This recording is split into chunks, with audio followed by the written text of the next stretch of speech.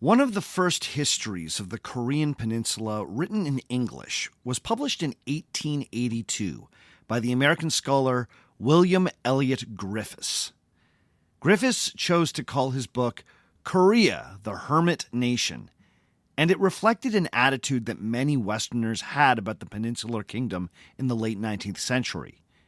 Korea was a reclusive place, committed to a centuries-old Neo-Confucian way of life and style of government. It was wary of outsiders and hesitant to engage with a globalizing world.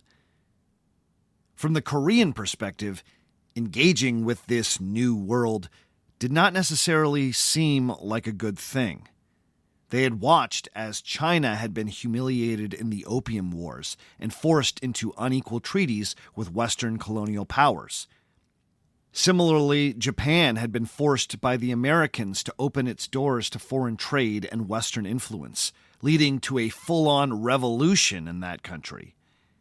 The Korean powers that be were happy to stay out of it, if they could. But by the 1860s, this was proving impossible. Westerners were at the gate along with the newly emboldened Japanese, who were looking beyond their home islands for the first time since they'd been forced off the Korean peninsula at the end of the First Great East Asian War. The first reports made by Americans and Europeans about Korea in the late 1800s emphasized that it was a curious and backwards place, a place that seemed to be frozen in time, a strange relic of a past society. The Koreans, of course, did not see it that way. They saw themselves as the caretakers of a very specific type of Neo-Confucian civilization. Far from being backwards, they might just be the last civilized people on the planet. Still, the Western perception that they were an unevolved hermit kingdom stung. As the decades progressed, Koreans found themselves eager to prove that that was not true. Now, the one bit of praise for Korean ingenuity that found its way into almost every history of Korea written for a Western audience had to do with a unique piece of naval technology that had gained fame during the First Great East Asian War. In the late 19th century, Western historians never failed to mention the gobaksan, or the turtle ships, used to devastating effect by the Korean naval hero Admiral Yi Sunsin. Admiral Yi is even sometimes given credit for inventing these ships, but records show that the gobaksan were originally designed over a century before Admiral Yi was born. The admiral instead revived the design and commissioned the building of new turtle ships on the eve of the Japanese invasion in the late 16th century. The turtle ships were flat-bottomed vessels that sat low in the water. Like most Korean battleships of the era, they were powered by both oars and sails. But what made them distinctive was that they were covered by a curved roof that looked like a turtle shell. All around the perimeter of this turtle shell were gun ports, which meant that the turtle ships could fire cannonballs and arrows in nearly 360 degrees. The bow of the ship had a distinctive dragon's head prow, whose mouth served as yet another gun port, out of which cannon and flamethrowers could be operated. These ships were fast when compared to the larger Japanese warships of the era. They also had devastating firepower, and significantly, their turtle shell roofs were adorned with sharp iron spikes that made them dangerous to board. Not only did these vessels have a unique and beautiful design, the descriptions collected by 19th century historians seem to suggest that the turtle ships may have been the world's first ironclad vessels. In the late 19th century, ironclad ships were at the front of mind for many Westerners, as they'd come into use in European and American navies only a few decades earlier. The battle between the ironclad warships the Monitor and the Virginia during the American Civil War had become one of the most celebrated naval engagements of that conflict. As such, Americans were especially curious about these Korean ironclads from 300 years previous. Cautious claims about the use of metal armor on these vessels soon evolved into statements of unambiguous fact. In 1882, William Griffiths described Admiral Yi's turtle ships as being, quote, apparently covered with metal, end quote. By 1892, another American historian, George Herbert Jones, explained that Admiral Yi was, quote, aided by his famous tortoise ship, a prototype of the Monitor of the American Rebellion, end quote. Now, Griffiths and Jones both qualified their claims when it came to the turtle ships. They were, quote-unquote, apparently covered in metal, and they were, quote-unquote, prototypes of ironclads. But by 1905, Western historians were starting to plainly state that these ships had been ironclads, full stop. In that year, Homer Hobart wrote in his History of Korea that the turtle ship was covered with a, quote, curved deck of iron plates. It anticipated by nearly 300 years the ironclad warship, end quote.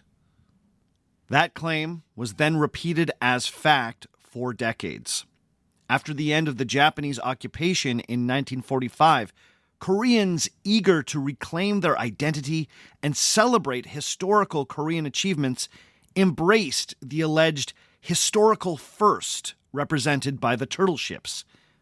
If Western historians were claiming that the turtle ships were the first ironclads, well, why contradict that idea?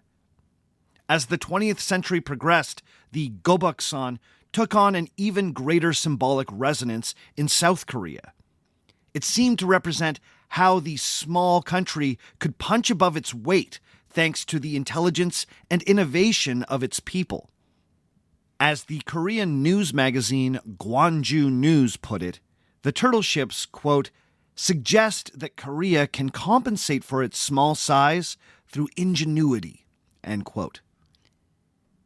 If you visit the War Museum in Seoul today, you will see a scale model of a turtle ship with a roof covered in hexagonal iron panels. Now, there is one contemporary Japanese source that seems to support this.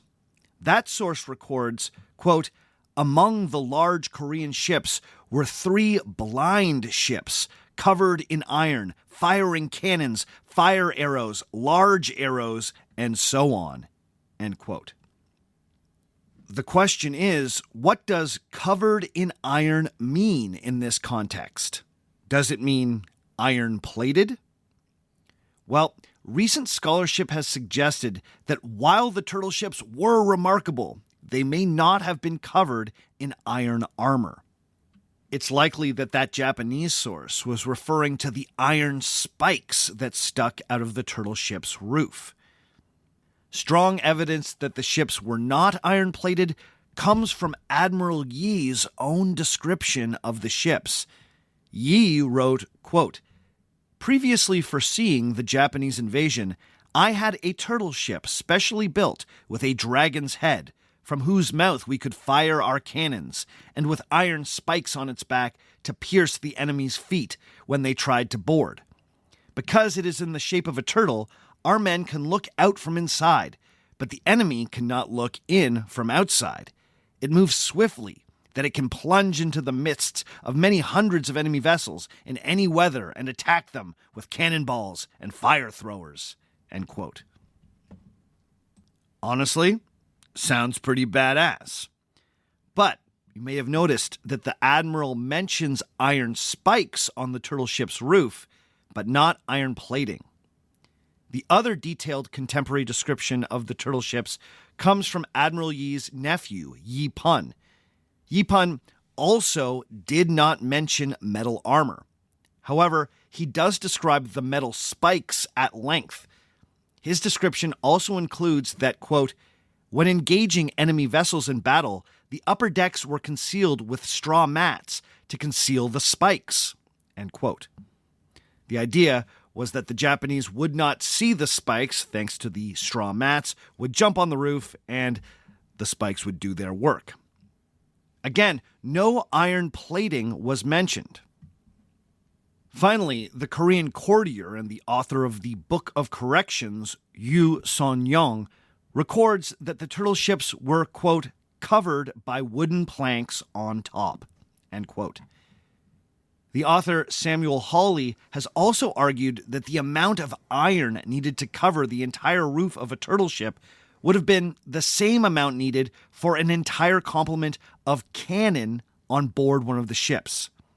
He believes that it would have been difficult for Admiral Yi to acquire the necessary 6 tons of iron needed for one turtle ship roof. He also points out that Admiral Yi went out of his way to mention a gift of 50 pounds of iron that he made to one of his comrades. But the Admiral says nothing about acquiring 6 tons of the metal. Howley's point is that 6 tons of iron likely would have made his diary. Further, iron plating would have been unnecessary on these ships.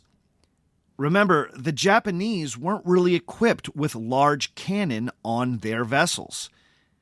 These ships just needed to resist Japanese musket fire, and thick timber was more than up to that task. So it seems unlikely that the turtle ships were ironclad, beyond the iron spikes shooting out of their covered decks. But that doesn't mean they weren't cool.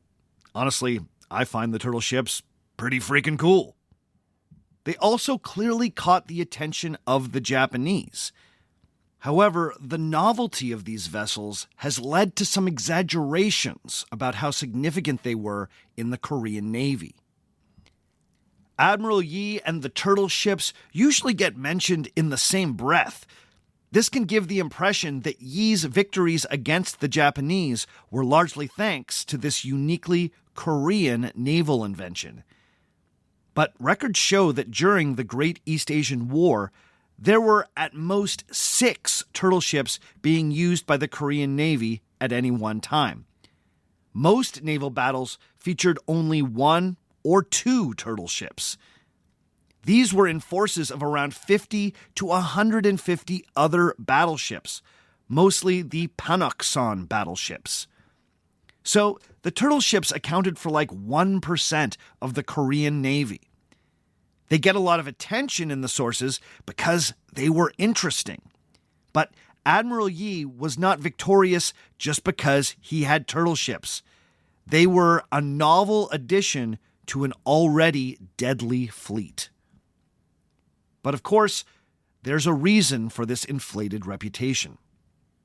For all the legend and myth-making, there's a good case to be made that the victories of Admiral Yi at sea drastically changed the outcome of the Great East Asian War.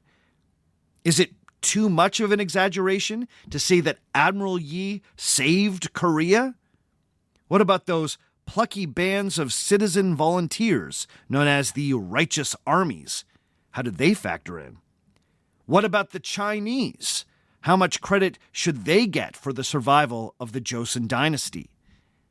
How exactly was a force of 150,000 well-armed Japanese soldiers stopped from completely dominating the Korean Peninsula and beyond?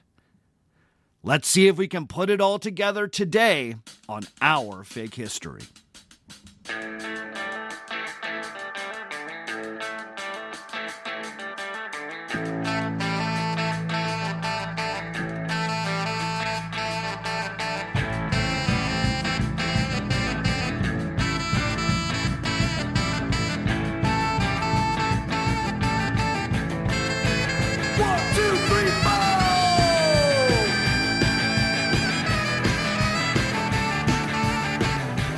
Episode number 203, What Was the Great East Asian War? Part 3. Hello and welcome to Our Fake History. My name is Sebastian Major, and this is the podcast where we explore historical myths and try to determine what's fact, what's fiction, and what is such a good story that it simply must be told. As always, I would like to remind you that an ad-free version of this podcast is available through Patreon. If you start supporting at $5 or more, you'll get access to an ad-free feed and a ton of extra episodes.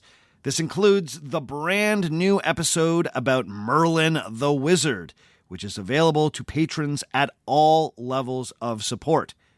So, if you like the show, you want to support it, and you want to hear those awesome extras, then please head over to patreon.com/OurFakeHistory and see what level of support seems like the best fit for you.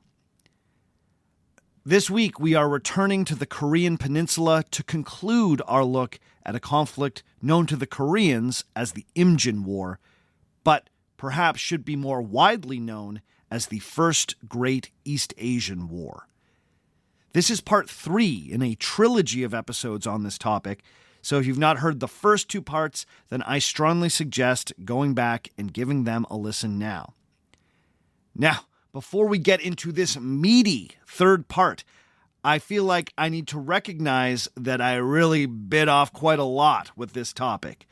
Now, I find this story so fascinating that I really could not resist it. But the result is that there are some aspects of this conflict that I'm going to have to skim over.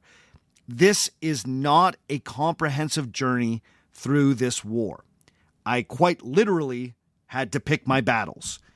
And in most cases, I chose to focus on where the historical myths lie. And in this case, they usually lie at sea with Admiral Yi Sunsin. So I feel obliged to tell you that there is more to this conflict than I will be able to get to in this series. Still, if you glance at the runtime, you'll notice that this is an especially long episode. Honestly, this one could have been 4 parts, but I'm sticking to my rule. No series shall surpass a trilogy, even if that means that part 3 is a beast.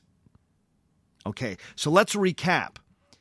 In part 1, I did my best to examine the rise of the Japanese leader Toyotomi Hideyoshi and tried to bring some clarity to the start of this conflict. Specifically, I looked at what motivated Hideyoshi to attempt an invasion of Ming China by way of Korea, beyond the lazy insistence that he was simply a megalomaniac. In part 2, we looked more closely at the situation in Korea leading up to the war. I spent some time exploring the influence of Chinese culture on Korea, and specifically the close relationship between the Chinese Ming dynasty and the Korean Joseon dynasty, and their shared embrace of Neo-Confucian philosophy. I also spent some time exploring how factionalism in the Joseon court hurt Korea's ability to prepare for the coming war with the Japanese. Finally, we looked at the early phase of the war. This included the Japanese landing in Busan and the remarkably fast push towards Seoul. Along the way, we looked at the missed opportunity to use the Korean Navy to blunt the Japanese attack, and the disastrous choice of commanders Pak Han and Won Kyun to scuttle nearly half of the Korean Navy. When we last left off, the Japanese had occupied Seoul after dealing a brutal defeat to General Sin Ip and the Korean army on the banks of the Han River. The Korean king, Sonjo, and the Joseon court had fled north, prompting the residents of Seoul to riot in disgust. The Japanese invaders picked up where the rioting Koreans left off and freely looted what was left of the capital city. But the invaders did not rest long in Seoul. The Japanese daimyo Kato Kiyomasa and Konishi Yukinaga, who were leading the vanguard, continued to push north in pursuit of King Sonjo. After an arduous trip north, he had relocated to the old northern capital of Pyongyang, which of course remains the capital of North Korea today. The Korean army once again tried to halt the Japanese march north, this time making a stand on the far side of the Imjin River. This time, the Koreans made better use of the terrain and put the river to their front, forcing the Japanese to cross the obstacle before they could engage. But even when employing this more sensible battle strategy, the Korean defenders were still overpowered by the more numerous and better armed Japanese. The Koreans simply had no answer for the units of Japanese musketeers, or arquebusiers, when fighting in an open battle. The approach of the Japanese towards Pyongyang convinced King Sonjo to flee yet again, this time all the way to the south shore of the Yalu River. This put him at the very edge of what was considered Korea. If the king crossed the Yalu, that would have meant that he had left the country, an act that may have completely taken the heart out of Korean resistance. So, there, at the northernmost boundary of Korea, he stayed. After the Battle of the Imjin River, Kato Kiyomasa took his army towards the vast and lightly populated Hamgyong province in the northeast. There, he would earn a reputation as one of the most brutal and uncompromising Japanese commanders. Kato also became well known for his distinctive headgear. The helmets favored by samurai warriors of the era were already rather large and ornate. Kato's was decked out with a gigantic shark fin-like point going off the very top. I'll post some pictures of this on the website, the Instagram, and the Facebook page so you can get a sense of it, but imagine a samurai helmet that is twice as tall as a regular samurai helmet. Needless to say, people always knew when Kato Kiyomasa was coming. The other key Japanese war leader, Konishi, marched to Pyongyang, where he was eventually joined by the third and youngest Japanese daimyo leading the vanguard, Kuroda Nagamasa.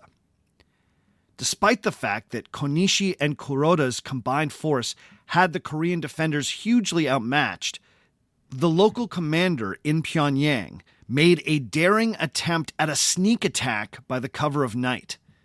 This meant some success, but ultimately this last-ditch effort by the Koreans was not enough. When that attack petered out, the last defenders fled from Pyongyang, and when the Japanese entered the city, they found that the gates were open and the place was almost completely deserted. So it was that on July 24th, 1592, a short 2 months after the initial landing at Busan, the Japanese had occupied the most important city north of the Imjin River. From the Japanese perspective, the Korean campaign had been more successful than any of them could have dreamed. Capturing Busan, Seoul, and Pyongyang within 2 months, not to mention a litany of other smaller towns in between, with relatively light casualties, exceeded even the most bullish expectations from before the war. However, these successes masked just how precarious this occupation truly was. The blisteringly fast push north had meant that the Japanese had only truly conquered a thin strip of the peninsula from Busan to Pyongyang. There were entire provinces to the east and west of that strip that had not been subdued by the invaders. The mad dash to Pyongyang had also stretched Japanese supply lines incredibly thin. Moving reinforcements, food, ammunition, and other supplies north to Konishi and Kato's vanguard meant traversing the entire length of the mountainous Korean peninsula. This was not ideal. If the conquest was going to continue, those forces now holed up in Pyongyang needed to be resupplied by sea. If Japanese ships could freely sail from the Japanese home islands along the western Yellow Sea coast of Korea, then up the Taedong River to Pyongyang, this problem could be easily solved. There was only one thing standing in their way: Admiral Yi Sunsin, and the navies of Chola province. So let's check back in with our man Yi Sunsin and see how this all played out.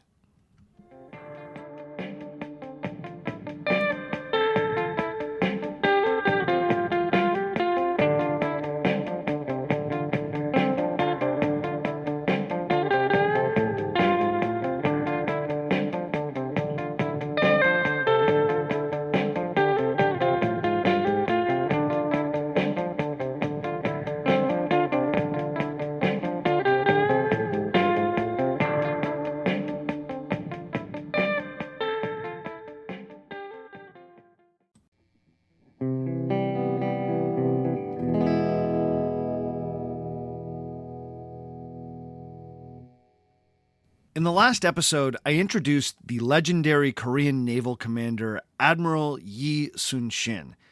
When we last left off, Yi had just been appointed commander of the Chola Left Navy.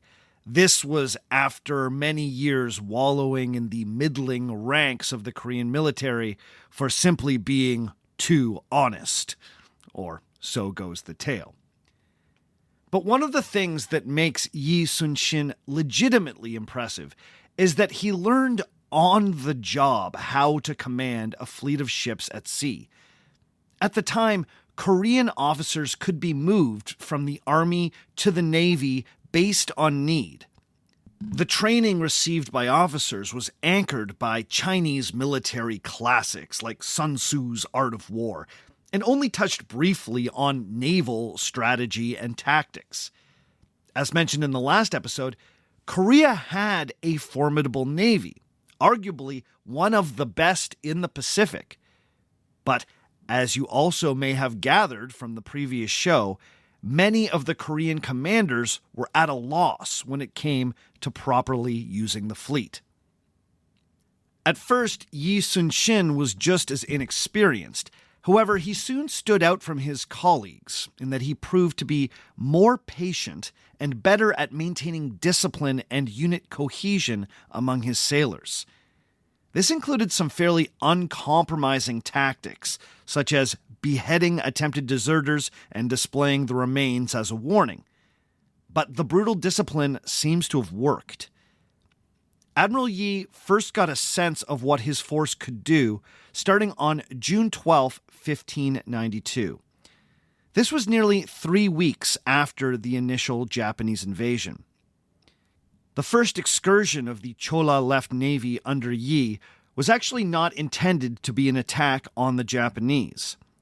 The goal was to rendezvous with Commander Won Kyun, who, as you might remember, had scuttled all but 4 ships in the Gyeongsang Right Navy when he mistook some fishing boats for the Japanese fleet. Since that day, he had been keeping a low profile, hiding his small fleet in various inlets along the South Korean coast. The plan was for Admiral Yi to sail out and meet Won Kyun and absorb what was left of his fleet into the Chola Left Navy. After successfully rendezvousing with Won Kyun, the combined fleet now counted 39 large warships, 24 of which were the heavy Ponakson battleships. As the fleet was returning to its naval base, it sailed past the small harbor town of Okpo. The town was on fire. Around 23 Japanese vessels were anchored in the harbor, and the crews were running amok through Okpo, looting and burning as they went. The sources that like to emphasize Admiral Yi's saintliness say that his heart broke for the innocent Koreans at the mercy of the marauding Japanese.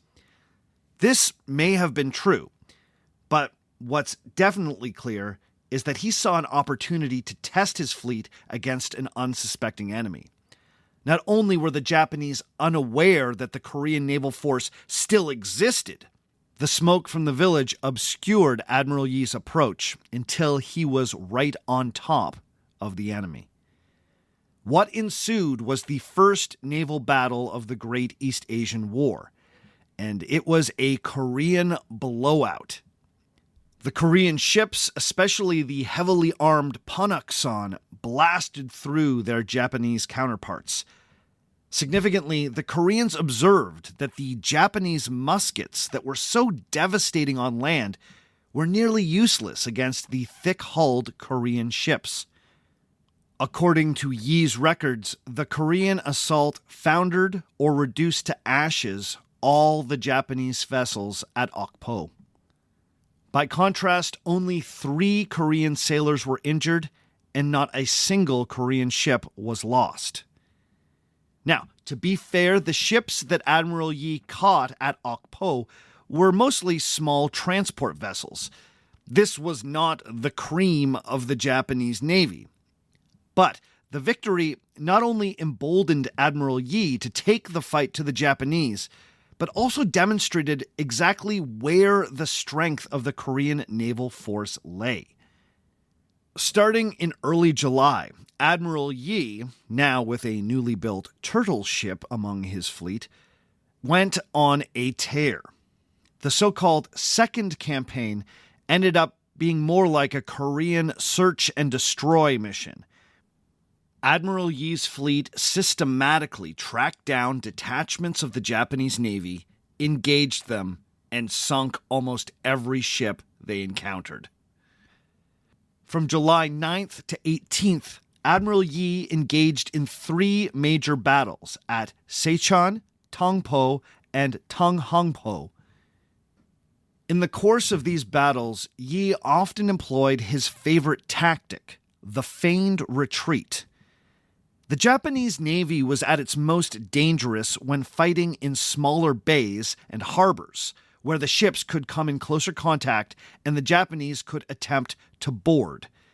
As you might remember from the last episode, the Japanese favored a style of naval combat that involved boarding enemy ships and killing the sailors. Yi's tactics kept them from doing that. The admiral would often send in his turtle ship or other fast vessels into the mass of Japanese ships that were often positioned in sheltered bays and inlets. These faster vessels would get the attention of the Japanese and then would make a run for open water, where the Japanese ships were more vulnerable. The pursuing Japanese would then be led right into the main body of the Korean fleet, often deployed in a semicircle. In future battles, Admiral Yi would modify this into a formation he called the Crane's Wing. Once lured into the Crane's Wing, the Koreans would use their superior cannon to pummel the Japanese ships from a safe distance. At the end of this truly remarkable week of naval operations, Yi would write to his superiors that he had destroyed 72 Japanese ships and had not lost a single Korean vessel. Now, the number of ships destroyed by Admiral Yi during this campaign may have been slightly inflated. Historian Barry Strauss has suggested that the number of destroyed ships was more like 59. But honestly, that seems like a distinction without a difference. And thanks to the listener who taught me that phrase, because, man, it really comes in handy. The point is that Admiral Yi's naval force was able to sink Japanese ships with impunity. Along the way, at the Battle of Seicheon, Yi had a Japanese musket ball pass clean through his shoulder, a wound we're told that he managed to keep secret from his men until the battle was over, so they would not lose heart. Is that a mythical little flourish? Well, once again, I have no evidence that it didn't happen. This search and destroy mission did ultimately get the attention of the Japanese. A collected fleet of just over 80 battleships was assembled and sailed west to meet the Koreans. What unfolded near Hasan Island on August 13th was another massive Korean victory. This battle was more closely contested than any of the previous engagements, but once again, the Japanese were simply outdone by superior Korean firepower and battle tactics. By this point, Admiral Yi had perfected his crane's wing deployment, and the Japanese were led by the nose right to where Yi wanted them. By the end of the battle, roughly 50 more Japanese ships had been sunk, and while the Koreans had sailors killed and wounded, they had not lost a single ship. 3 days later, Admiral Yi pinned what remained of the Japanese relief force in the harbor of Onglpo and proceeded to sink just over 40 more Japanese ships. These massive victories essentially meant that the Korean Navy was now operating unopposed along the southern coast of the peninsula. This was further reinforced on September 1st, when Yi brought the combined left and right Chola navies to Japan's southern base in Korea, Busan. This was where most of the Japanese fleet operating in Korea was stationed. The Koreans sailed into the harbor and got to work sinking ships. By the end of the day, an estimated 130 Japanese vessels were destroyed. Once again, the Koreans did not lose a single vessel. After early September of 1592, the Japanese simply stopped attempting to sail west of Busan. The Yellow Sea was firmly in the hands of the Koreans. Pyongyang would not be resupplied by sea. The Japanese army, which had been counting on a sea route, was now dangerously overextended. Now, throughout this series, I've been casting a skeptical eye on some of the stories about Admiral Yi, but it should be noted that no one doubts his military record. This series of naval victories is widely regarded as one of the most impressive in history. To be clear, there's nothing fake about Admiral Yi's military achievements. I just get a little suspicious when I hear about how he could not tell a lie. You know what I mean? Now, you might read that Admiral Yi never once lost a vessel while in command. This is a bit of an exaggeration, but only a small one. In future engagements after 1592, there were instances where Korean vessels were capsized and at least one where a Korean vessel was sunk. In one case, this was during a maneuver when two Korean ships accidentally collided. So, if you wanted to be a stickler, you could point to this mark on Admiral Yi's record. But, once again, this might be a distinction without a difference. So, just how consequential were Admiral Yi's victories? Well, there's no doubt that by keeping control of the Yellow Sea, Admiral Yi severely blunted the Japanese advance. Without the ability to resupply the army from the ocean, a Japanese invasion of China became completely impossible. Holding the north of Korea also became a far less certain thing, especially considering that the Chinese were now on their way. Admiral Yi's victories meant that the Japanese now had to maintain a 630-kilometer supply line running through a famously mountainous country, a supply line that was becoming harder to maintain by the day thanks to the so-called righteous armies. Okay, so now we've come to another element of the Great East Asian War that's taken on a certain mythic significance in Korea. In mid-June of 1592, as the Korean king Sonjo fled north, he issued an edict that was both an apology and a call to arms. In this official statement, the king took personal responsibility for the calamity that had befallen the country and made a plea to every loyal subject of Joseon to take up arms and do their utmost to preserve the country. This was a move that historian Jahyun Kim Habush has called both, quote, unprecedented and unrepeated in the Joseon dynasty, end quote. In the preceding 2 centuries, the Chosun dynasty had done everything they could to completely demilitarize the Korean people. It was more or less illegal for anyone other than the government forces to possess weapons in Korea. So calling for average folks to take up arms was even more radical in Korea than it would have been in many other parts of the world. The king's edict essentially legitimized something that had already started throughout the country. Local aristocrats, usually those who did not hold any official government positions, were organizing groups of peasant volunteers into guerrilla fighting units. These units then coordinated acts of sabotage and small-scale ambushes of the Japanese invaders. These were usually quick hit-and-run operations. These groups were especially good at disrupting the Japanese effort to feed themselves while they were in Korea. They became experts at hitting convoys that were trying to move much-needed supplies to the north. They also became the scourge of Japanese soldiers who had been sent out to forage or commandeer food.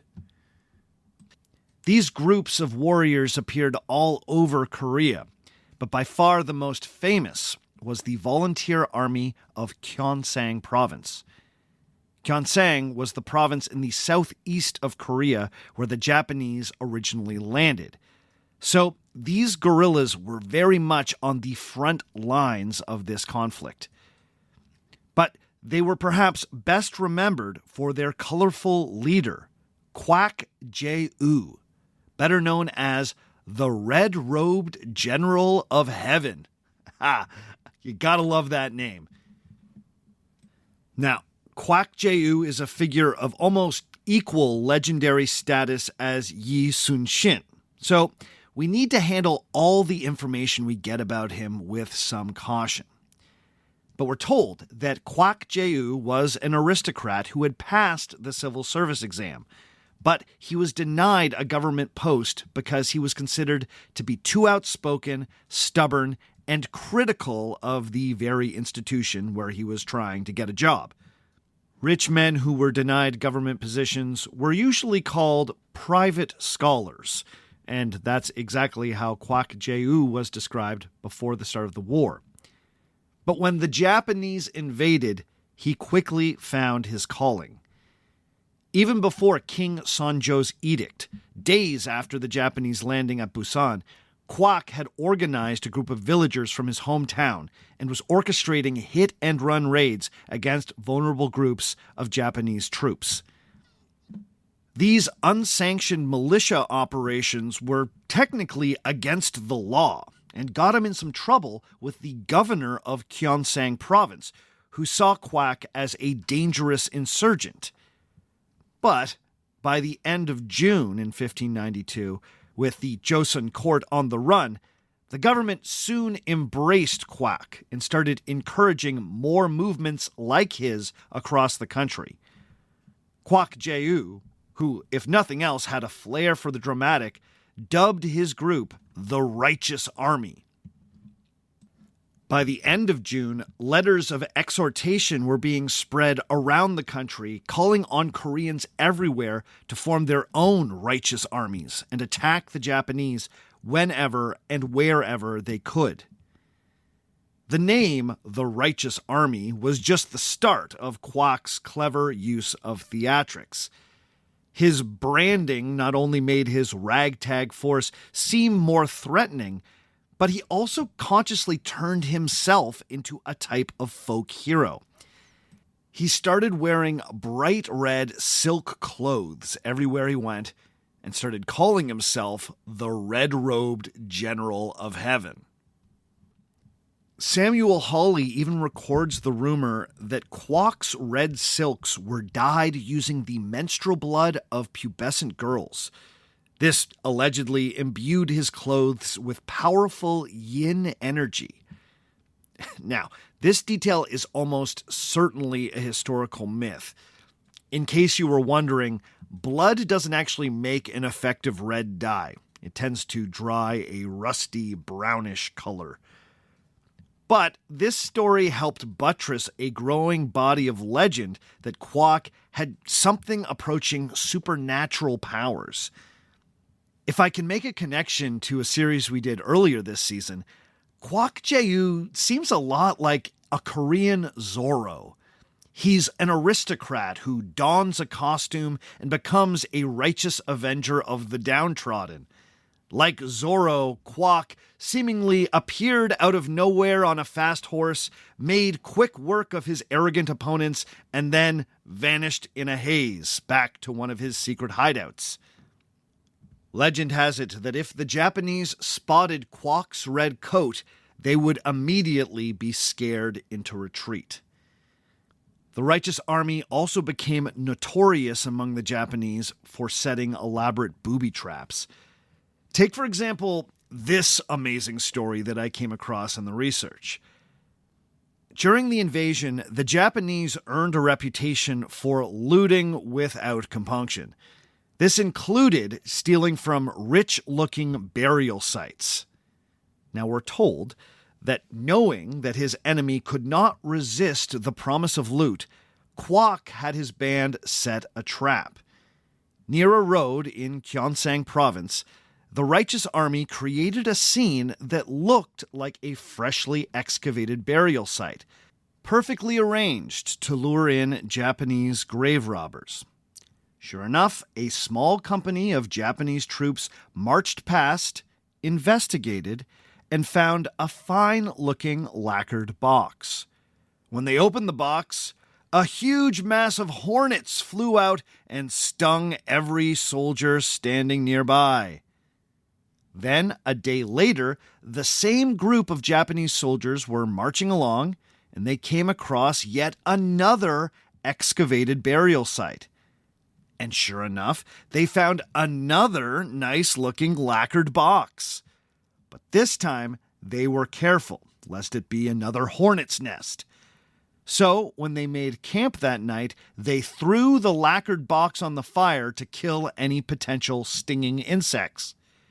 Except, this time, Kwok Jae-woo had filled the box with gunpowder. When the box hit the fire, the explosion killed 100 Japanese soldiers. Or, so goes the tale. Now, this story is almost certainly a historical myth. You might have noticed that it's imbued with a kind of fairy tale logic. I mean, pretty lucky that Kwok knew that the Japanese would throw that box on the fire, right? But I think this story illustrates how Kwok Jae-woo became a folk hero. That's some real Zorro behavior right there. Now, of course, Kwok Jae-woo was not the only guerrilla leader during this war. Similar figures popped up in virtually every Korean province.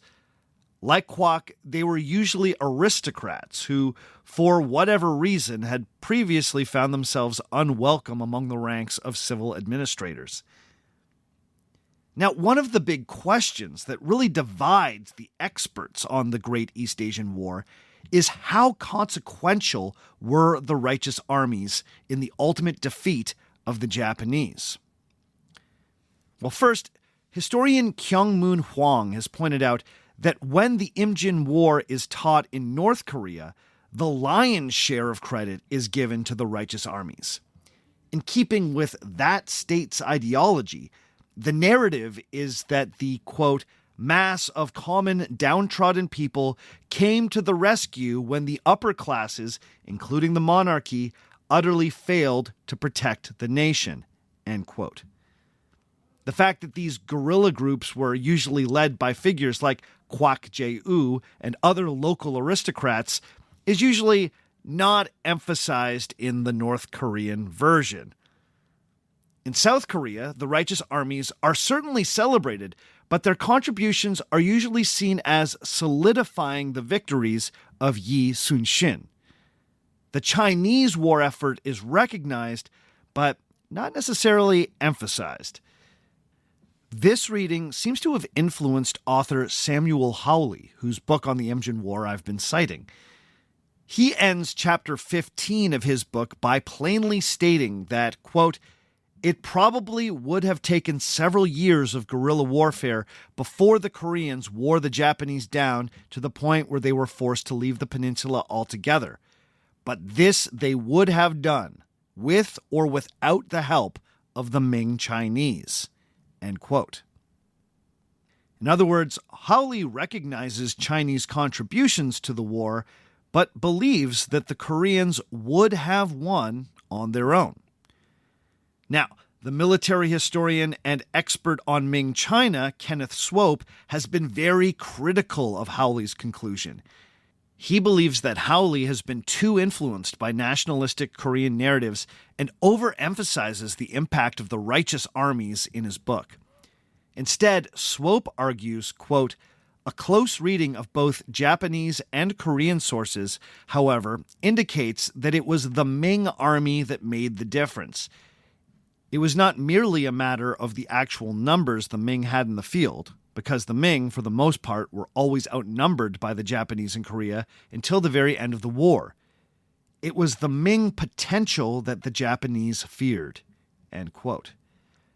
Now, I know I haven't talked much about the Ming army yet, but they are coming, so put a pin in that. The debate here is about emphasis. Everyone agrees that the naval victories of Yi Sunsin, the guerrilla operations of the righteous armies, and the ultimate arrival of the Chinese turned the tide in this conflict. Who should get the most credit is a matter of perspective. Hawley makes the case for the Koreans, Swope makes the case for the Chinese. Now, perhaps it's worth knowing that of these two authors, Swope is the more accomplished academic, whereas Hawley is writing for a more popular audience. I'm not sure if that settles anything. It's just something to consider. If you want to come to a hard conclusion on who deserves the lion's share of credit here, then I encourage you to read both Swope and Hawley and draw your own conclusions. But perhaps more importantly, Korean-American scholar Ja-hyun Kim Habush has argued that the rhetoric that was used to raise these righteous armies birthed a modern Korean national consciousness. Koreans from all walks of life were encouraged to think of themselves as more than just subjects of the Joseon king. The Korean people were now being framed as the guardians of a unique culture and way of life, a way of life that was threatened by this invasion. When the king issued his edict, it implied that Korea wasn't really the Joseon dynasty. Korea was the people of Korea. This, according to Habush, is the root of a modern national identity. So, while the importance of these guerrilla armies to the ultimate outcome of the war is debatable, there's no denying how important the righteous armies were in the creation and preservation of a Korean identity. So, let's pause here. And when we return, we'll see what led to the long Japanese retreat from North Korea.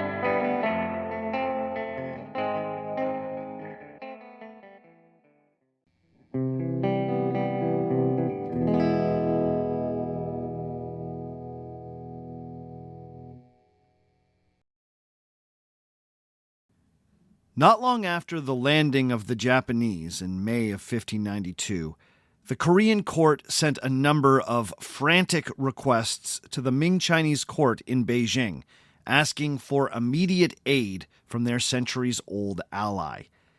200 years of tribute had come with promises of protection. And now, King Sanjo and the Joseon court were were testing just how serious those promises were. The Ming court and the presiding Wanli emperor could not let a Japanese incursion into what they saw as their sphere of influence stand unchallenged. However, the situation in Korea was not the only military emergency facing the Ming government at that particular moment. Tens of thousands of troops and all the most trusted commanders were currently putting down a huge rebellion in the north of China. As a result, the Ming response was slower than the Koreans would have hoped. At first, the best the Chinese could muster was a token force of 1,000 soldiers from the bordering Liaodong province. That force crossed the Yalu River into Korea in mid-August and met up with King Sonjo and the remnants of the Korean court at the far north border town where they were hunkered down. This force was officially there to act as the quote-unquote bodyguard for the king. Now, believe it or not, this small force attempted to take Pyongyang by stealth and even managed to sneak several hundred men inside the walls of the city before the Japanese were roused and overwhelmed them with musket fire. This little incident is sometimes called the First Battle of Pyongyang, but that might be giving it too much credit. If nothing else, it convinced the Chinese that the Japanese invaders were formidable and that a true relief of the city was going to require a proper army. That proper army finally arrived in Korea in January of 1593. Led by the veteran general Li Rusong, the Ming force was comprised of roughly 44,000 soldiers. The Ming army was also outfitted with considerably more gunpowder weapons than their Korean counterparts. This force was combined with the remainder of the Korean government forces in the north and a group of recently mobilized warrior monks. These were fighting Buddhists looking to win back some government favor after years of being persecuted by the Neo-Confucians, who saw the Buddhists as their ideological adversaries. Altogether, this created a united force of roughly 60,000 fighters. Over the coming months, this force would be buttressed with roughly 5,000 more reinforcements from China. The arrival of these reinforcements truly made this conflict a pan-Asian affair. That force included soldiers from the other Ming tributary states, such as Thailand and Java. Apparently, the Indonesians were considered so exotic that they were rumored to be fish people who could breathe underwater. But, that might just be a colorful story. On February 5th, 1593, General Li Rusong led this force against the Japanese in Pyongyang. By this point, Konishi's force holding the city had been weakened by the harsh Korean winter and a diminishing supply of food. The victories of Admiral Yi and the ongoing harassment of the righteous armies had ensured that much-needed supplies never arrived in Pyongyang. Still, the fight for the city was fierce. It took the combined Chinese and Korean force 3 days to breach the walls. The Japanese were forced to fall back into a small fort positioned in the corner of the walled city. By that point, historian Kenneth Swope has estimated that the Japanese had lost on the order of 12,000 men. The allied Ming Joseon force, on the other hand, had seen only 1,200 soldiers killed, with another 1,400 wounded. This was a huge victory for the Allies. However, dislodging the remainder of the Japanese from that fort was surely going to cost hundreds more lives. So, the Chinese commander, Li Rusong, decided to make a deal. He soon discovered that the cornered Japanese commander Konishi was only too happy to take that deal. It was agreed that the surviving Japanese could leave with their lives if they immediately retreated from the city and kept moving south until they hit Seoul. If they left the north, Li Rusong would promise that they would not be attacked. Konishi, recognizing that his position in Pyongyang had been untenable for months, took the deal and marched south. Now, the Koreans thought this deal was outrageous. They were not at all pleased that the Chinese had given the Japanese a free walk back to Seoul. They thought the Japanese should be attacked as quickly as possible. They wanted their enemies punished. The Chinese, on the other hand, were interested in ending this war in the quickest and most cost-effective way possible. And sure enough, this retreat south from Pyongyang ended up being the start of a much larger retreat that effectively ended the first stage of the Imjin War. As Konishi marched south, a call was put out to Old Big Helmet himself, Kato Kiyomasa, who had been quite successful in terrorizing the people of the Korean Northeast. But even though his army had essentially been undefeated, he too was ordered back to Seoul. The Allied victory at Pyongyang had led to a full-scale Japanese retreat from the north of the country. When the Japanese commanders arrived back in the capital, they realized that their position in Seoul was not much better than it had been in Pyongyang. After a brutal Korean winter, many of the Japanese commanders, especially Konishi, were growing wary of this Korean adventure, now that it was clear that conquering China was entirely out of the question. While the Koreans remained eager to punish the Japanese for the horrors of 1592, Li Rusong and the Chinese were more interested in seeing how far they could get the Japanese to retreat from the border of China without spending any more blood and treasure. So negotiations picked up again, and by April 1593, the Japanese had agreed to retreat from Seoul and pull all the way back to their beachhead at Busan. But they did not leave Korea. Instead, they set about planting crops and building a string of new fortresses to better secure this enduring toehold on the peninsula. After the hard battles dislodging the Japanese from the north, Li Rusong had managed to retake the rest of the Korean peninsula through diplomacy alone. The two camps then settled in to an uneasy 4-year standoff. Now, if that all seems a little too easy, I understand. It was legitimately strange. But it reveals just how weak the Japanese had become after the long Korean winter. Holding their gains was going to be costly, and their troops were slowly dying from hunger and disease. Also, they had no way of knowing just how many more troops were on their way from China.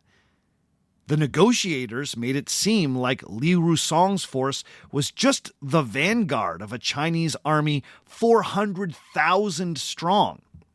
Now, this was completely untrue. The Chinese had sent everyone they could possibly send, but the Japanese didn't know that. Further, the Ming negotiator suggested that if the Japanese withdrew, then the Ming emperor would be willing to accept Toyotomi Hideyoshi as a vassal king and would formally make him the King of Japan. The Ming negotiator even hinted that it wasn't out of the question for a Korean province or two to remain in Japanese hands. Now, with hindsight, we know that this obviously was never going to happen. The particular Chinese emissary who was involved in the negotiations with the Japanese in Korea was known to be a bit of a slippery character. He would often stretch the truth in order to get a deal done.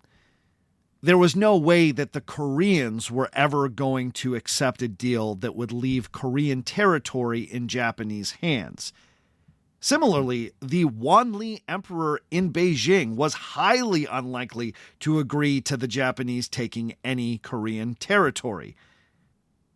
But interestingly, the Japanese negotiators were just as willing to bend the truth in order to make a deal. Hideyoshi was never going to be satisfied with being a vassal of the Chinese emperor. This war was all about how he wanted to be regarded as the equal of the Ming emperor. And if not, he would replace the Ming emperor by force. The tentative deal hammered out in Seoul was a total sham. But the men in the room all needed a break from the fighting. So they all said what they needed to say, knowing that it would at least pause hostilities and serve everyone's short-term goals. This ended up being just the start of 3.5 years of weird, disingenuous negotiations. Hideyoshi was led to believe by his underlings that his devastating invasion of Korea had chastened the haughty Chinese. He believed that they were now willing to see Japan as an equal to China, and Hideyoshi as a peer of the Ming Emperor. To that end, Hideyoshi demanded a reopening of trade relations, Japanese rule of 4 Korean provinces, a Korean royal family member as a hostage, and a Ming princess as a bride, among a list of other demands. Now, knowing that these demands would never be accepted by the Ming court, the intermediaries softened the requests to the point of near absurdity. The Wanli Emperor was led to believe that all Hideyoshi wanted was to be formally invested as the King of Japan, so that trade could begin again between Japan and China. And the Ming court wasn't even sure if that request was reasonable. But ultimately, after years of back and forth, the Wanli Emperor agreed to formally invest Hideyoshi as the King of Japan, making him an official vassal of the Ming Empire. This even got to the point where the Ming court sent Hideyoshi a crown, an official seal, and the silk robes that they sent to all their vassal kings. Hideyoshi even had a grand ceremony where he appeared in all of this regalia, still not fully realizing that this suggested that he was accepting a subordinate status to the Ming emperor. This was because his retainers, not wanting to upset him, kept letting him believe that the Chinese had accepted his fairly outrageous demands. The truth finally came out at the end of this elaborate ceremony, when Hideyoshi had all the accompanying diplomatic documents translated by a scribe who turned out to be scrupulously honest. The letter that had been sent by the Wanli Emperor started with a reprimand for Hideyoshi for invading Korea. The letter went on to spell out exactly how Hideyoshi was to withdraw the remainder of his troops from the Korean peninsula. Hideyoshi was then informed that the Wanli Emperor had begrudgingly accepted him as a vassal, and told him that trade would only recommence after the emperor was convinced that Hideyoshi was a loyal and obedient vassal. There would be no Ming princess, and he certainly wasn't getting half of Korea. Trade relations weren't even guaranteed. The Chinese seemed to think that he, Hideyoshi, was surrendering to them. Now, if you can imagine this scene, this all became clear to Toyotomi Hideyoshi while he was still wearing the Chinese robes and the vassal's crown that had been sent to him from Beijing. From his perspective, the Chinese got him to put on clown makeup and then a formal document was read informing him that he was a clown. So, we're told that he flew into a rage. He tore off the Chinese robes, he threw the crown on the ground, and according to a Jesuit that was present, quote, he frothed and foamed at the mouth. He ranted and tore till his head smoked like fire, and his body was all over in a dropping sweat. End quote. Oh, he was not happy. So the war was back on. In 1597, the Japanese returned in force to Korea. A fresh army of just over 140,000 troops were mobilized and sent across the strait. But this time, the war objectives were quite different. In 1592, the goal had been the conquest of China. The hope, however delusional, was that the Koreans would stand aside and perhaps even join the Japanese in this mission. This time, there were no such delusions. This invasion was about punishing the Korean people, demonstrating to the Chinese that Hideyoshi was still dangerous, and properly conquering the southern provinces of Korea that Hideyoshi felt he was owed.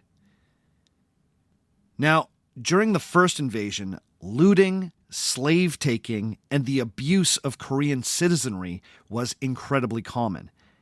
But this had happened in spite of Hideyoshi's directive that the Koreans be treated well, in hopes that they might support the Japanese in their ultimate mission of conquering China. In 1597, Hideyoshi struck a very different tone. This time, his written orders directed his commanders to, quote, mow down everyone universally, without discriminating between young and old, men and women, the clergy and the laity. High-ranking soldiers on the battlefield, that goes without saying, but also the hill folk, down to the poorest and meanest, and send the heads back to Japan. End quote. The violent excesses of the Japanese army had been brutal when Hideyoshi's orders had been to treat the Koreans with kindness.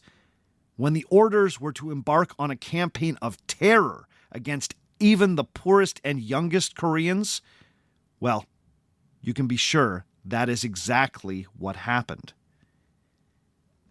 In 1597, the Japanese were not madly dashing to capture Seoul and then Pyongyang.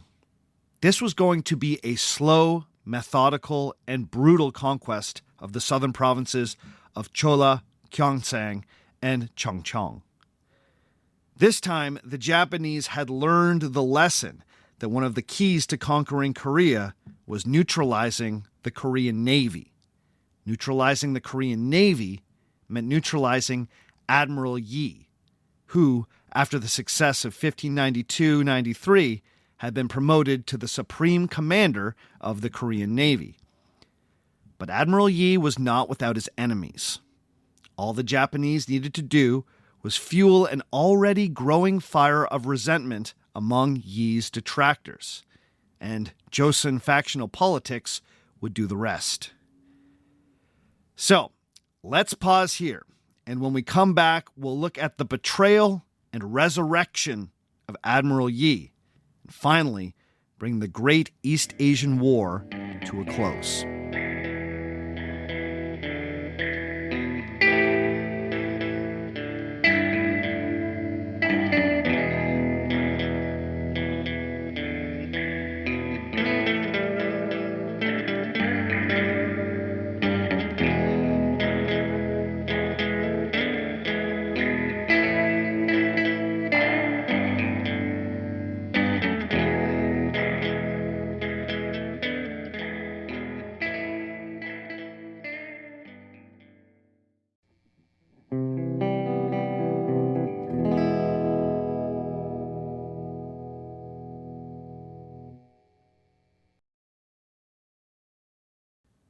The final chapters of the Admiral Yi story play like a classic action movie. It's no surprise that Yi's story has been the fodder for so many Korean historical epics, because honestly, it's wild how well his story follows the beats of something starring Steven Seagal. First, the betrayal. Now, there's a narrative out there, encouraged by some of these Korean films and TV series about Admiral Yi, that Yi Sunsin's downfall came about because King Sonjo was jealous of him. He was concerned that average Koreans had more love for the heroic naval hero than the king himself. Now, this is not really borne out by the sources.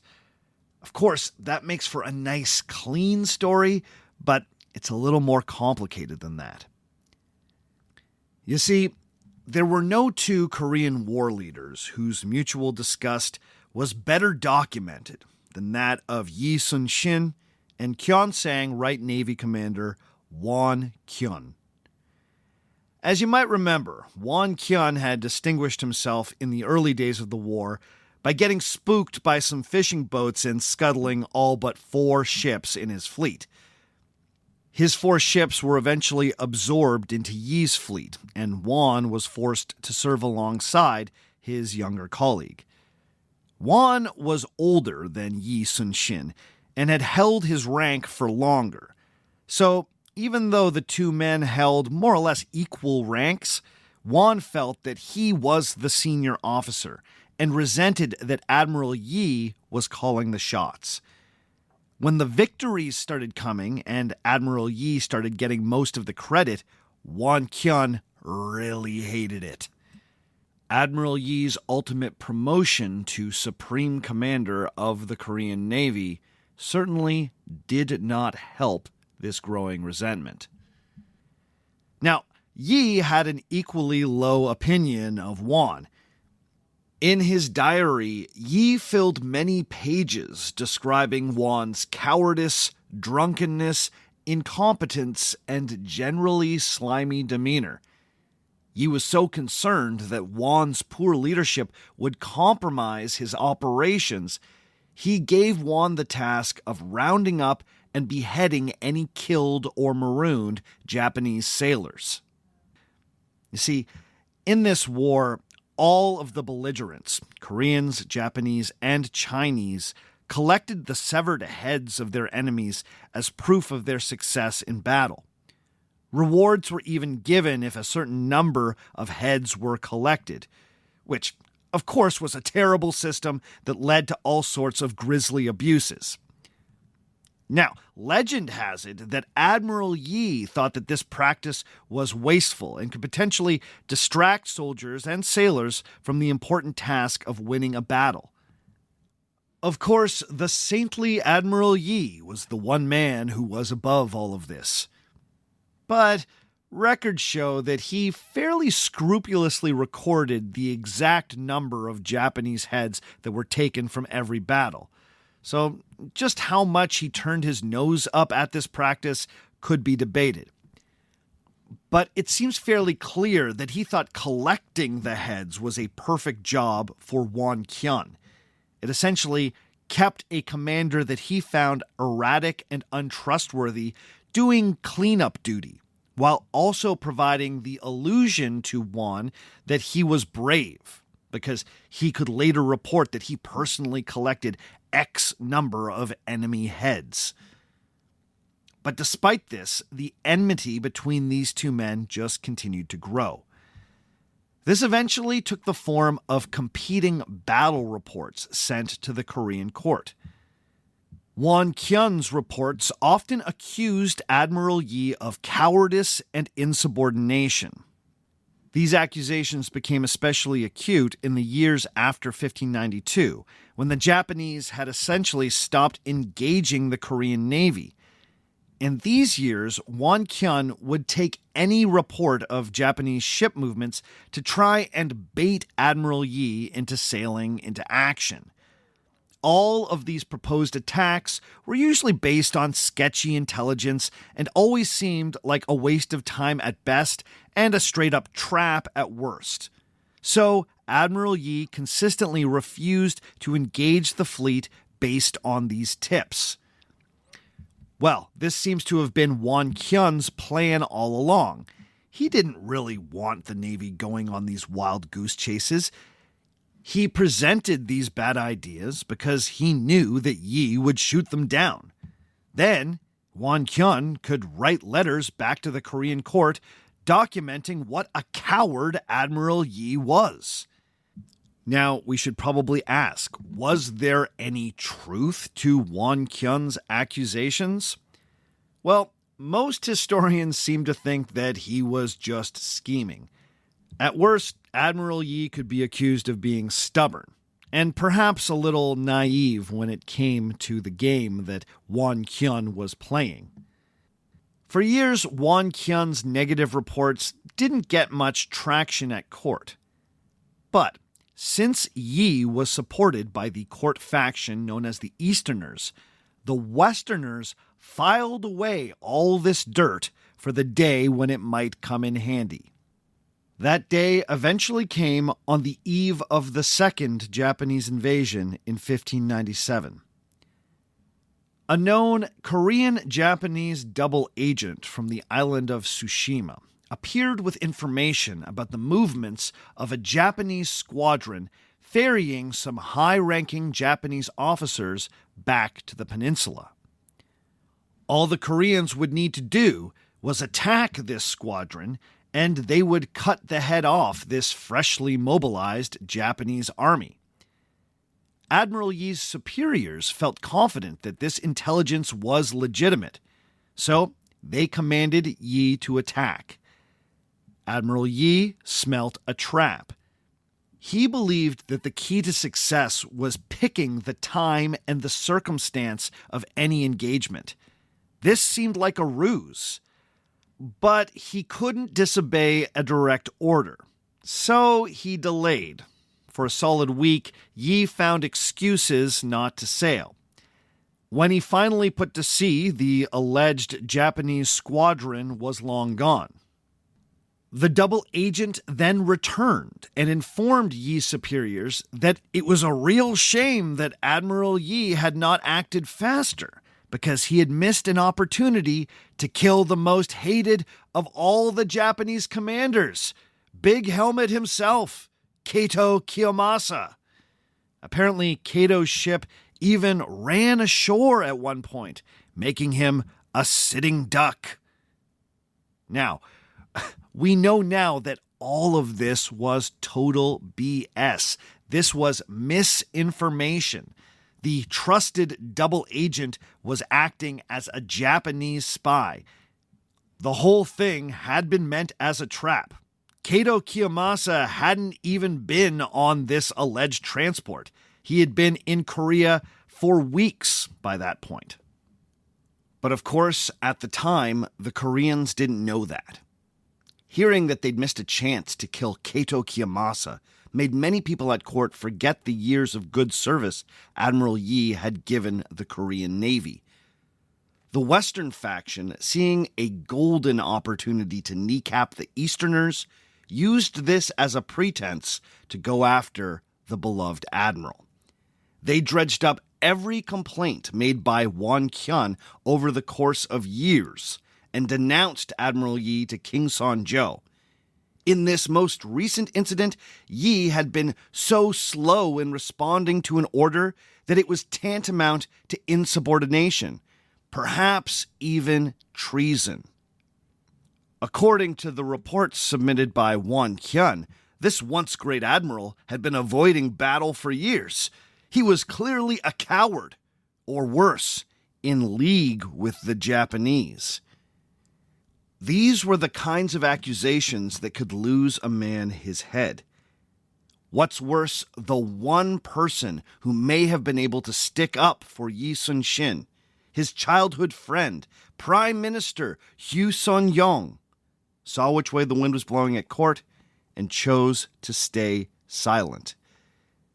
This often gets presented as the et tu, Brute, you shall deny me 3 times before the cock crows moment in the Yi Sunsin story. So, Admiral Yi was arrested, taken out of his naval base in chains, and thrown in a holding cell in Seoul while the Korean court debated what to do with him. The sources tell us that he was interrogated at this time. Now, interrogations in this period usually involved torture. So, was Admiral Yi tortured? Well, later tellings of his story, especially those 20th century nationalistic biographies that wanted to present Yi as something like a Korean Christ, would really lean into this. So while it's certainly possible that he was tortured at this time, the sources would not emphasize that particular injustice until much later. In the end, one old courtier made the point to King Sonjo that Admiral Yi's great victories in the Imjin year at least earned him some mercy from the king. King Sonjo saw the wisdom in this, so he chose to spare Admiral Yi's life, but he stripped him of his rank. He commanded Yi to report to a military base on the south coast where he would serve as a common soldier. If this was a police drama, this would be the put your gun and badge on the table moment. Our hero, who plays by his own rules, is busted down to writing parking tickets by the fed-up chief. Now, because Yi was Yi, his time as a common soldier didn't really involve much common soldiering. Out of respect for his status as a living legend, his local commander allowed him to take up residence in a small mountain cottage near the base, where he could live in monk-like solitude. This seemed appropriately dignified, as no one was comfortable giving orders to Yi Sunsin. Supreme command of the Navy was handed over to, you guessed it, Won Kyun. Now, given the nature of our sources, it can be hard to get a good read on a figure like Won Kyun. Positioned as he is as the foil to a universally beloved national hero, it's easy to believe the worst about this particular naval commander. But even if he wasn't the lying, drunken backstabber that Admiral Yi and his admirers made him out to be, the historical record is pretty clear when it comes to his incompetence. Between 1592 and 1597, Admiral Yi had built the Korean Navy into a formidable force, boasting roughly 200 well-armed warships. And sure enough, on his very first encounter with the Japanese Navy as Supreme Commander in late August of 1597, Won Kyun lost virtually the entire Navy. I'm not exaggerating. After months of delaying an encounter, despite direct orders to sail from his superiors, the very thing he accused Admiral Yi of, by the way, Won Kyun was finally compelled to take the fleet out in force. On August 20th, he encountered some Japanese ships, and they used the very tactic that Admiral Yi had become famous for, the feigned retreat. Won Kyun was lured directly into the heart of the Japanese Navy. The exact number of Japanese ships at this encounter is hard to pin down, but most experts are comfortable saying that there may have been more than 500 vessels. The Japanese warships were now equipped with heavier guns and cannon, an improvement that they'd made to the Navy after the brutal defeats of 1592 and 1593. The Japanese led Won Kyun and the Koreans right where they wanted them and battered every ship they had. Won Kyun managed to flee with a portion of the fleet intact, but 8 days later, the Japanese caught up with them and sank the rest of the fleet. Only 12 Korean ships who had fled the battle early managed to survive the onslaught. The most hostile sources tell us that Won Kyun spent those final days between the initial engagement and the final destruction of the fleet hiding in his captain's quarters in a drunken stupor, paralyzed with fear and drink. The most sympathetic accounts that have survived note that he at least had the dignity to die in battle. But now the stage was set for Admiral Yi Sunsin's triumphant return. Once again, we are given a scene that seems like it's straight out of an action movie. The Navy is destroyed. The Japanese are ravaging the south of the country. Only one man can stop them. But that one man is just a common soldier, whiling away his days in a mountain hut. After being abused by a corrupt government, could he be coaxed back into action? The only man that can help us break into Alcatraz is the only man to ever escape Alcatraz. You know what I mean? So, the commander-in-chief of the Korean military rode up to Yi's mountain cabin and told Admiral Yi that King Sonjo now regretted having dismissed him. If he would come back, he would be reconfirmed as the supreme commander of the Navy, and all would be forgotten. The only question was, would the abused and spat upon Yi once again serve a king and court that had treated him so horrifically? Of course he would, because he's Yi Sunsin, but he's not doing it for the king. He's doing it for Korea. Pure action movie stuff. Once reinstated, Yi wasted no time. He quickly made a tour of the remaining Navy bases and took stock of the ships and manpower still available. In terms of warships, all that was left were those 12 ships that managed to escape Wonkyun's disaster, and one more ship that was being repaired in port. 13 ships. It seems that these ships were all Panakson warships, but according to Samuel Hawley, Yi had them all outfitted with features common to the turtle ships, like iron spikes on their covered roofs to deter enemies trying to board. So, at least according to one description, while these ships were not technically Kobuksun turtle ships, they were Kobuksun inspired. By late October, just 2 months after the disaster that had seen the destruction of the Korean Navy, Admiral Yi was ready to make his stand. This time, he was going to arrange things so the battle happened at the exact time and in the exact place he wanted.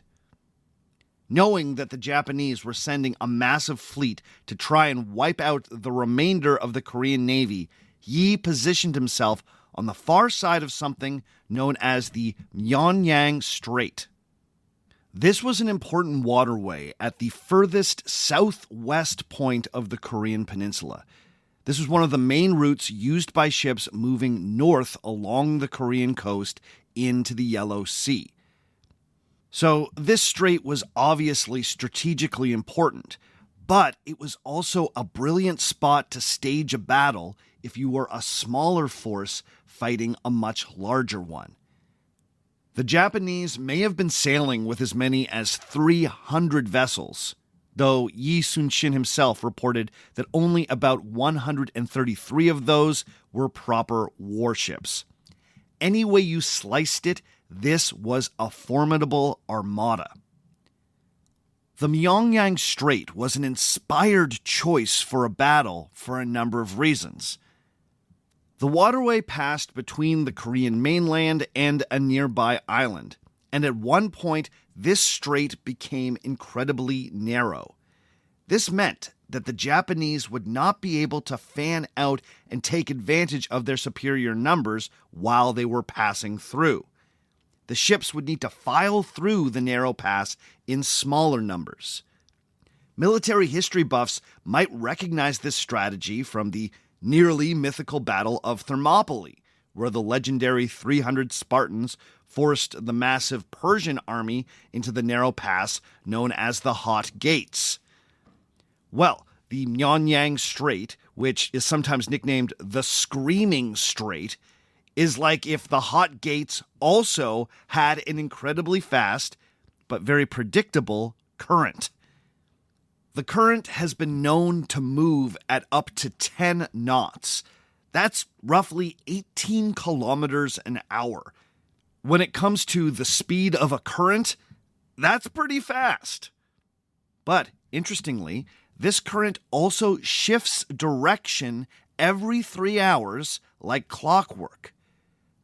That means for 3 hours, every ship coming through will be pushed to the north by this strong current. Then, when the current shifts, all of those ships will be pushed to the south. Trying to fight against this current using ships powered with oars and sails was virtually impossible. So, on the far north side of this strait in the Yellow Sea, Admiral Yi arrayed around 100 small fishing boats and other small vessels that he was able to commandeer. They were there to act as decoys. These boats were put just far enough in the distance that they might be mistaken by the Japanese as the Korean fleet. Meanwhile, the real Korean fleet, those 13 warships, would hide around a bend just out of sight of the Japanese on the north side of the strait. Sure enough, on October 26th, the Japanese fleet sailed right into the trap. They spotted the decoy navy and they took the bait. The Japanese then formed themselves into tight columns and headed through the pass. When they were in the perfect position, the 13 Korean ships emerged from their hiding place and started blasting. The strong current made it so the Japanese could barely maneuver. It also meant that the Japanese ships at the south end of the strait, already caught in the current, had no choice but to be drawn into Admiral Yi's pen of death. When the current finally shifted, the Korean ships now had all of the momentum.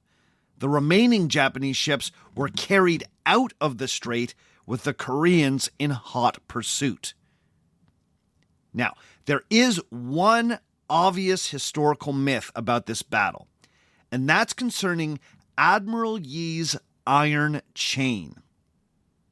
The story goes that Yi had a heavy iron chain run across the strait from the closest point between the Korean mainland and the nearby island. When the Japanese entered the strait, the chain was made slack so the ships could sail right over it without even noticing.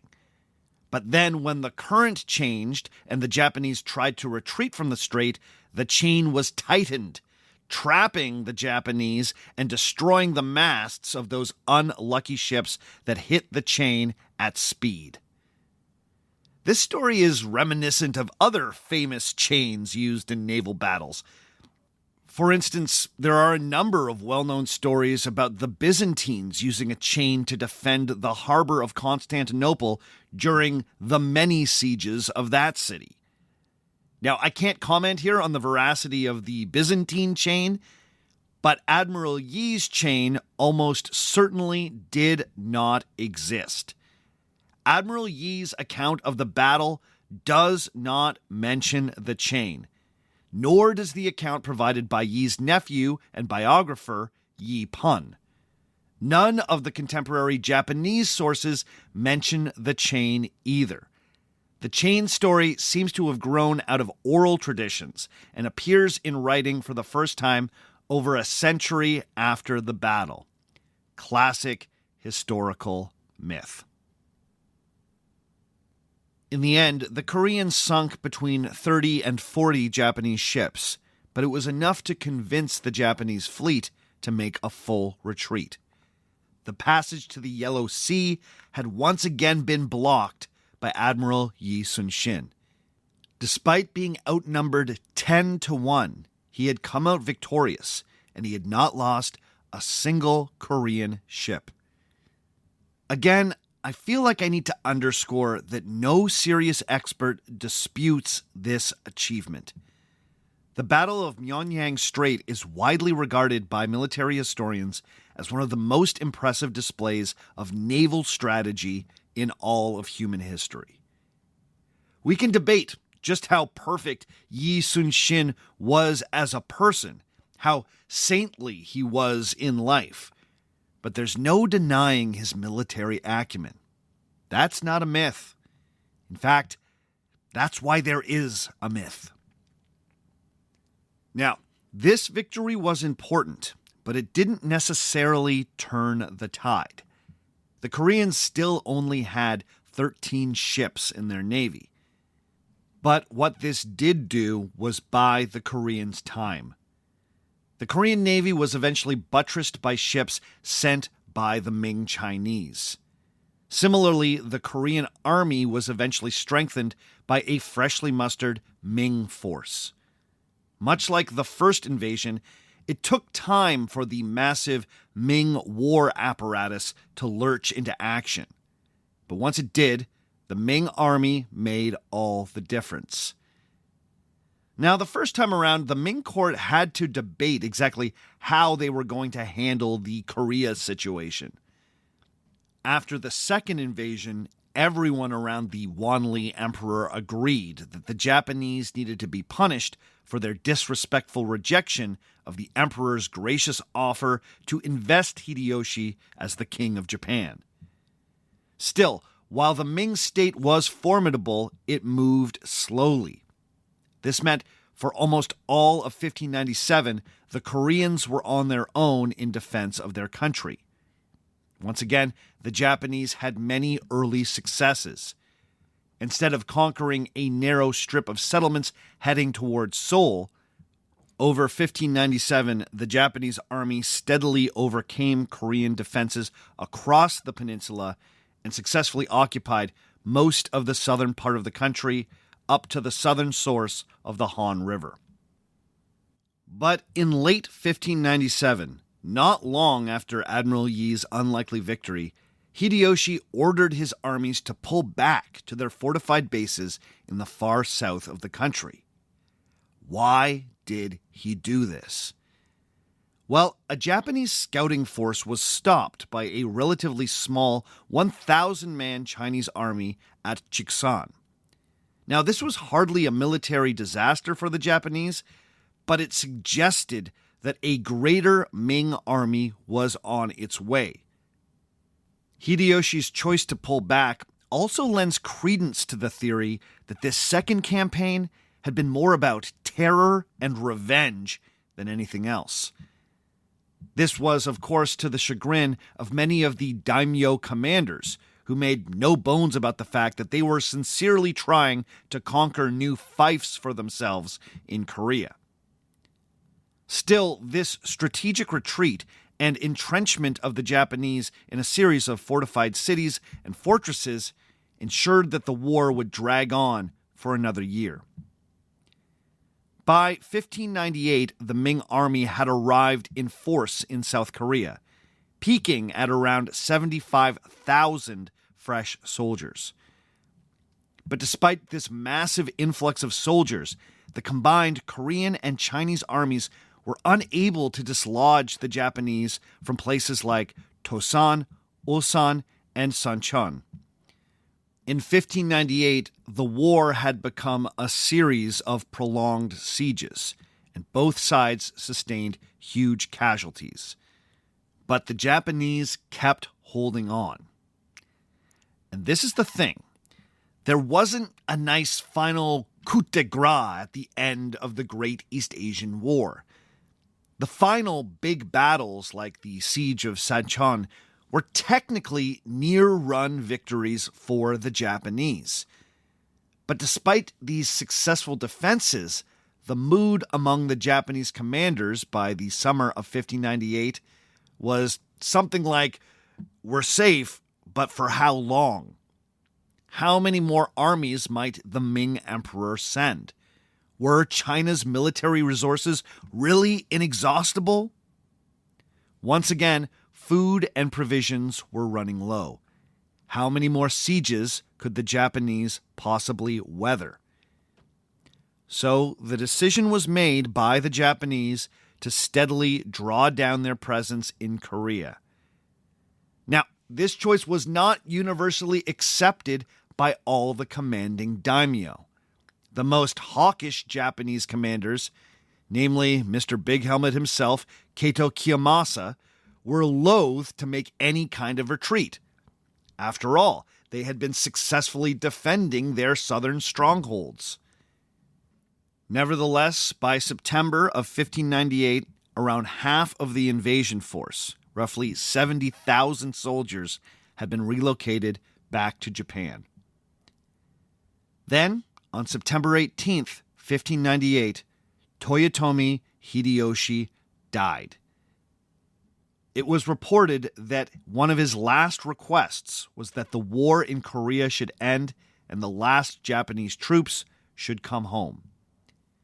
Now, there might be some reason to doubt that Hideyoshi actually made this order on his deathbed. This was all communicated by the Five Regents, or the Council of Five Elders. This was a group of 5 powerful daimyo who Hideyoshi had entrusted to watch over his young heir and govern Japan after his death. There's no doubt that the 5 regents wanted to see an end to the war in Korea, as it had become a costly and bloody quagmire. However, the most hawkish daimyo, again read Kato Kiyomasa, may have been reluctant to disengage if they felt like the order to retreat had not come from Hideyoshi himself. So while it's been recorded that Hideyoshi made the end of the war his dying wish, it's also worth knowing that the death of the Taiko was kept secret for a number of weeks to ensure a smooth transition of power. Did the 5 regents just claim that Hideyoshi had ordered the Japanese out of Korea to make things easier with the hardcore daimyo? As it stands, that can't really be proven, but it's not beyond the pale. It would take a solid 4 months after Hideyoshi's death for the Japanese withdrawal to be complete. In that time, a truce was negotiated with the Ming Chinese that allowed the Japanese to make their departure without fear of attack. However, this truce was not acceptable to the Koreans, and in particular, Supreme Naval Commander Admiral Yi Sunsin. Like many Koreans, he believed that the Japanese needed to be punished for what they did to the country. So he would not agree to any truce that would allow the Japanese to have a quiet sail home. If the Japanese wanted to go back to Japan, they were going to have to fight their way through the Korean Navy and their Chinese allies. Under pressure from Admiral Yi, the Chinese communicated to their Japanese counterparts that the truce they had negotiated only applied on land and not at sea. So, on December 16th, 1598, with the war virtually over, the Japanese were put in a situation where they had to fight their way past Admiral Yi to get their soldiers home. An estimated 500 Japanese ships, many of which were transports, attempted to break Admiral Yi's blockade. The result was the last great battle of the Great East Asian War. Poetically, this would also be the last battle of Admiral Yi's life. The story goes that Admiral Yi stood on the bow of his flagship and urged his men on. One story tells us that he personally shot an arrow that killed a Japanese commander aboard a battleship. But then, a stray arquebus musket ball hit Admiral Yi in his side and pierced his heart. His last words were allegedly, quote, "We are about to win the war. Keep beating the war drums. Do not announce my death." End quote. He was then quickly shuffled into a cabin before anyone except his 3 closest companions noticed that he was shot. One story even claims that the admiral's nephew, Yi Wan, donned his uncle's armor and beat the war drum so that it looked from a distance like the admiral was still alive and leading the charge. And man, there's something about that story that really reminds me of Patroclus donning the armor of Achilles. That's for my Iliad heads out there. In the end, it was estimated that around 200 Japanese ships were sunk in this battle. But this bloody bit of Korean vengeance would be the last of its kind in this conflict. After this battle, known as the Battle of Noryang Strait, the rest of the Japanese ships were able to make their retreat, and the war officially ended. Now, I can't help but notice that the tales of Admiral Yi's last battle are a bit more fanciful than his other famous naval battles. Notably, this is the one battle where we do not have an account written by Admiral Yi himself. And honestly, Admiral Yi's accounts are fairly sober. Again, I have no facts to contradict the received story. But a hero martyred fighting the last battle of a war, standing fearlessly on the bow of a ship, shooting fatal arrows at his foes until the final moments, well, that is a truly mythic end for a truly mythic hero. How do you sum up a conflict so vast and destructive as the Great East Asian War? As I was learning about this conflict, I was constantly reminded of the absurdity and futility of war. Whatever the material, political, or economic motivations there may have been to launch this war, it was largely about the personal ambition of one man. Ironically, Toyotomi Hideyoshi seemed to lose interest in this bloody project as soon as it lost its initial momentum. He never once stepped foot in Korea. Now, I couldn't help but see parallels between this conflict and another war we've explored on this podcast, and that's the War of 1812. The Ming Chinese were much like the British of the early 19th century, an aloof world power not interested in taking an upstart power seriously, and deeply distracted by military commitments at the edges of a vast empire. When they were finally moved to act, they proved that they still had the resources to overwhelm any serious challenge to their hegemony. The Japanese could be understood as something like the Americans of 1812, an emerging power recently born in the fires of conflict, annoyed that the prevailing world power was still treating them as a second-rate country.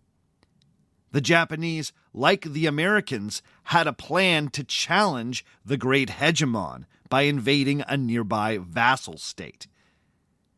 That would make the Koreans the Canadians in this analogy, an underestimated people who, while overwhelmed at times by the threat, ended up dealing a number of unexpected blows to their would-be conquerors. The experience of fighting for the continued existence of the country ended up deepening a sense of identity.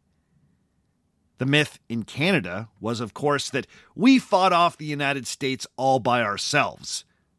In Korea, it seems like a similar interpretation emerged. In fact, the historical perception of the Great East Asian War by the belligerents closely parallels the War of 1812. The Chinese, like the British, barely remember it. It's a small part of a bigger story. For the British, the wars against Napoleon.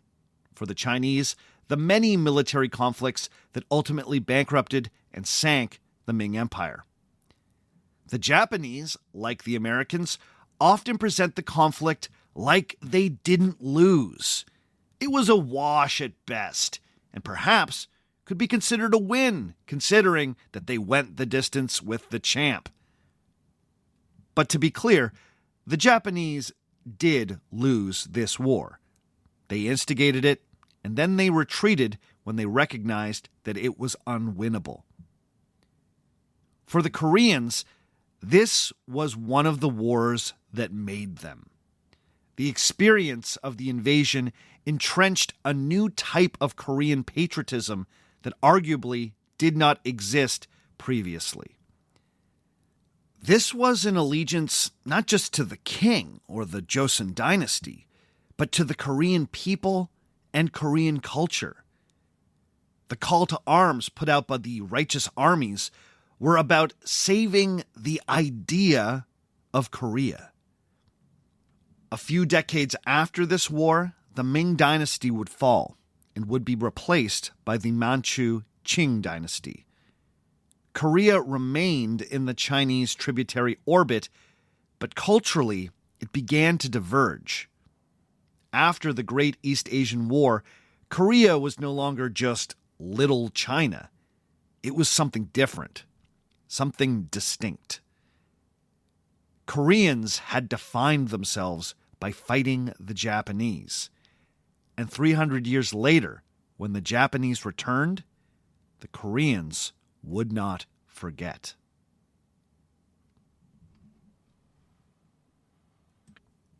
Okay, that's all for this week. Join us again in 2 weeks' time when we'll explore a brand new historical myth. Thanks for hanging in for an extra long episode of Our Fake History. Honestly, I really enjoyed that topic. I thought that it needed to be done justice, and I didn't want to do a part 4. So you got a big, fat part 3 here. Before we go this week, as always, I need to give some shout-outs.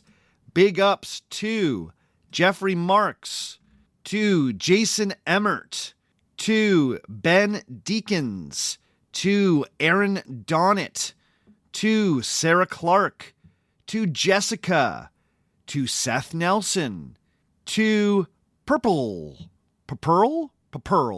to Mitchell Hartman, to Bravo Silva, to Peter Cornelius, to Pseudo Albino, to Jerd, to Nick S, to Band Nerd, to No Name, very mysterious, to Brandon Shackelford, to Steffi B, to Ryan Waugh, to Stephen Rich, to Liam Kennedy, to Sin Luna, to NK Miles, to Brendan Bakke, and to Joris D.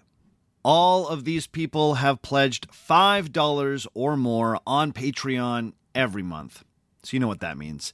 They are beautiful human beings. Thank you to everyone who supports this show. Thank you to patrons supporting at all levels. Thank you to anyone writing a nice review of this show. And thanks to anyone that just tells their friends about it. Word of mouth helps. Honestly, it's the only thing I trust these days. Word of mouth. Tell your friends if you think they would dig the show. If you'd like to get in touch with me, you can always send me an email at ourfakehistory@gmail.com. Hit me up on Facebook at facebook.com/ourfakehistory. Find me on Instagram at ourfakehistory. Find me on Twitter at ourfakehistory. Find me on TikTok at ourfakehistory.